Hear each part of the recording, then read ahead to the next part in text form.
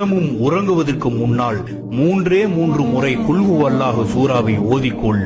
முழு குர்ஆனையும் ஓதிய நன்மை கிடைத்துவிடும். 4 முறை சூரத்துல் ஃபாத்தியாவை ஓதிக்கொள். 4000 திர்ஹம் தர்மம் செய்த நன்மையை அல்லாஹ் கொடுத்து விடுவான். 4வது கலிமாவை 10 முறை ஓதிக்கொள். லா இலாஹ இல்லல்லாஹு வஹதஹு லா ஷரீக லஹு லஹுல் முல்கு வ லஹுல் ஹம்து யுஹ்யி வ யுமீது பியதில் கைர் வ ஹுவ அலா குல்லி ஷைஇன் கதீர் என்ற கலிமாவை 10 முறை ஓதிக்கொள். ஓதினால் காபத்துல்லாஹ்வை தவாப் செய்த நன்மை கிடைக்கும்.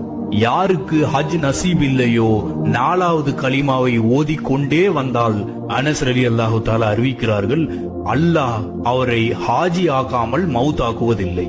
4வது கலிமாவின் ஆற்றலான நிலை 10 முறை ஓதாமல் உறங்க வேண்டாம் என்று கூறினார்கள். அடுத்து உறங்குவதற்கு முன்னால் லா ஹவுல வலா குவத்த இல்லா பில்லாஹ்